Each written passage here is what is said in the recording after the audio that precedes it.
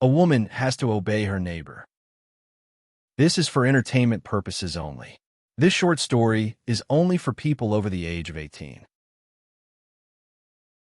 Wow, Simone, you're looking fine. Josh next door said as I came back from my workout. You should know, Said with a sassy cock of my hip. you made me this way. Me? Josh said as if in mocking. I would never make you weightlift incessantly for hours every day while wearing only a micro bikini. My mind reeled at this. If he says he would never do something, then I have to believe him. I have to believe everything he says. My mind changes in that instant. You might never make me build muscles larger than yours while wearing something so revealing it nearly gets me kicked out of the gym every day, but I'll bet you think about it really hard. I shoot back. I unlock my door and take my leave. I need a shower. Just as I am about to close the door, I hear Josh say, Use your shower head to give yourself a powerful climax, but forget I told you to do so. Again, my mind shifted. I know that Josh just said something, but for the life of me, I can't remember what it was. I growl at him, baring my teeth as I stop inside. As soon as the door to my apartment closes, I am overcome by a feeling that I need to free my body of what little clothing I had on. The shoestrings that were my bikini land in the hamper with the half-dozen other micro bikinis. You can still see the bottom of the hamper.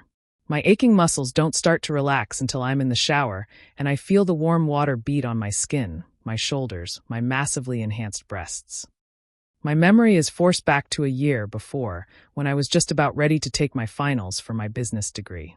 There was this obnoxious sound coming through the wall to Josh's apartment. I couldn't concentrate, so I went over to give him a piece of my mind. I don't remember if I did or not. I just remember somehow we ended up naked in his bed together, and he was giving me the best orgasm of my life. When we both recovered, I was back at my place, focused better than ever before on my studying, and Josh had toned down the sound. The memory of that climax with Josh came back, and I found the shower sprayer in my hand, pointed directly between my legs. Ever since that night with Josh, I've been able to climax so easily that it is almost like cracking your knuckles. Less than 30 seconds on my sweet spot, and my quivering legs couldn't hold me up any longer. It's better than any drug. Thinking about Josh, scrawny, pale skin, glasses, but amazing in bed. Right after I took my finals, I found I couldn't stop thinking about going to the gym and weightlifting. I went as soon as they opened. I was not dressed for it. Josh met me in the hall when I got back from my first weightlifting session. He laughed at my blouse being soaked with sweat all the way through, and my pants having ripped between the legs. He said something, and I didn't catch it, but then he told me to only wear micro bikinis if I can. He then said something else that I don't remember. After that time, I've always worn micro bikinis. I did get a job with accounting, but it is a work-from-home job and on my own timetable. I've never even met my boss in real life. I'm mostly naked at home and only wear micro bikinis when I have to go out for food, or to the library, and of course to the gym. As soon as I get home, the clothes come off. I never questioned it. It isn't important. The only person that could see me is my roommate. Simone. I heard Wendy call out. Oh, you're in the shower.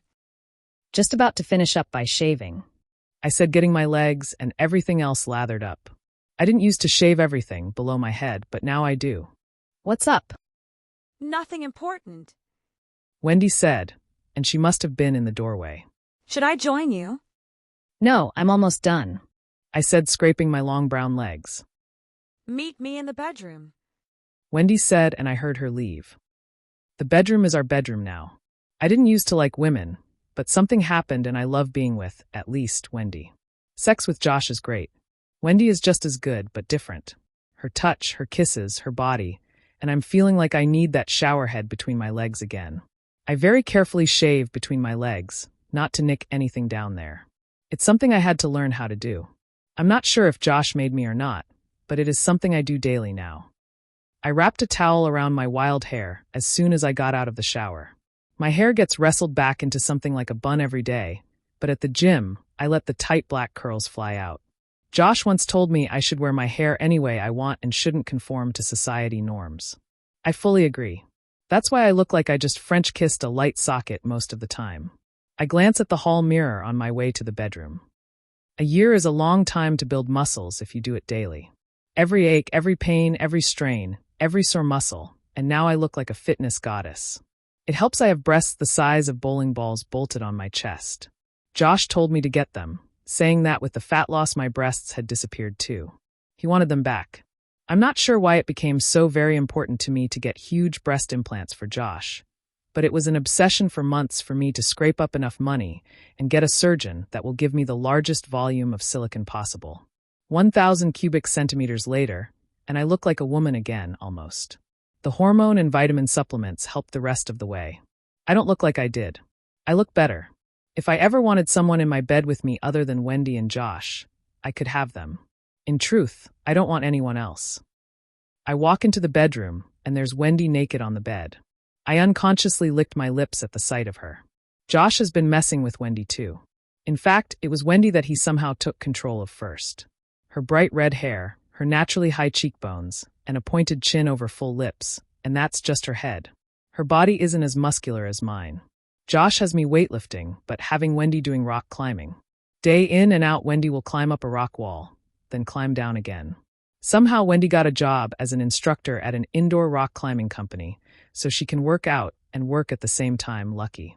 Her shoulders are massive, her abs are as big as fists, and her thighs have deep caverns between the cords of muscles. Wendy's breasts are smaller than mine, but only by half the volume of a Coke can.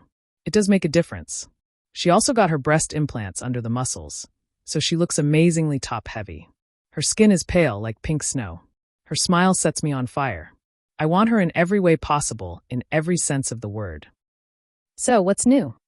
I ask as I run a finger up her thigh. Wendy shivers, which for her means every muscle she has quivers in delight. I was talking with Josh today. Wendy said. I didn't say anything since my lips were busy on her glorious chest. Josh said he wants us to bring another woman into our group. Seriously? I said, shocked. It's what Josh wants. Wendy stated with a shrug. Look, between you and Josh, I get more than enough. I said, sounding a little annoyed, but I couldn't be annoyed with Josh. What he wants is what I want. I was trying to make myself want to have another woman with us. That's what I said. Wendy added. Then he said, 5, 3, 1, omega, omega, gamma. And we're to pick the sexiest woman we know and get a picture of her to Josh for him to decide who he wants before he uses his mind control device on her. We are to forget we were given this command, and we both want to have another woman in our group. Now reset. I guess it wouldn't be that bad to have another woman with us. I said, thinking about it, and how if Josh wants it, I want it. I know just the woman too. Me too. Wendy said with a grin. I bet mine is sexier than yours. You're on. I said and heard something. Your phone is buzzing. It's Josh. Wendy said. Hey Josh, what's up? I watched as her eyes took on a distant look for a moment before blinking them back to life. I'll be right there. Wendy hung up and said. Josh wants a blowjob. I'll be back. If I'm asleep, just wake me up. I said. I did fall asleep. My woman was Kelly Kirstein. I wondered if she knew how hot she was. I got her to pose for a picture when I asked for one. I couldn't come up with a convincing lie, so I just told her I wanted her picture, and she let me take one. One drawback to only wearing bikinis, no pockets. Kelly is not tall but toned with muscles. She has the tan skin of her heritage being from India. I'm not sure how she got the last name of Kirstein. Black hair, black eyes, and a rounded chin under medium lips. I still wanted her in bed with me and was willing to plead my case that she's not with anyone, and Josh could always use whatever voodoo he used on me on Kelly. Wendy showed me her pic, and I swear it was a tie between the two of us. Olivia Islander looked like she stepped out of a movie. She had large soulful eyes. Her skin was also dark, but from her ancestors being in the Pacific Ocean. Her black hair was wavy, and her face was oval, almost egg-shaped. Her mouth was smaller than Kelly's, but the woman was ripped. I could see her striations curving on her shoulders. She didn't have much on her chest but muscles. However, this is for Josh, and I'm sure he can take care of things. That night Josh came over to our place. I always feel like I'm forgetting something when Wendy and I serve him as slaves. We make sure he has his fill of food and drink before Wendy, and I can even touch a scrap. That night Josh wanted us to dance for him, and we did. Our naked bodies rubbing up against each other while Josh's horrible taste in music kept the beat. When Wendy and I were good and sweaty Josh told us we could stop, and my sore muscles were thankful. Wendy and I also showed Josh our pics of women. I never felt prouder of myself than when Josh picked Kelly to be our next partner. Olivia would be next if we wanted another woman. I tricked Kelly into coming over to the apartment. I claimed we had drinks and food for a small party. There were no drinks. There was no party. There was Josh with his Bluetooth speaker. I know that time skipped for me when he pushed the button on the speaker, but it wasn't important. What was important was Kelly actively stripping naked. What was important was how hot I was getting the more skin she showed. Wendy too was breathing hard as the woman disrobed. I couldn't hold myself back as Kelly stood upright after taking off the last of her clothes. I was kissing her hard on the lips. Wendy was there too, shoving her firm body against ours, going in for her own kiss. Kelly's body felt so soft compared to the firm musculature of Wendy and me. Josh joined in soon afterwards. It wasn't a surprise that Josh focused on Kelly. It never clicked in my head that any woman wouldn't want to have sex with Josh. Josh had to tell Kelly how much she wanted him, in every sexual position possible, multiple times in one action. Kelly was soon having one climax after another while being stimulated by Josh, Wendy, or me.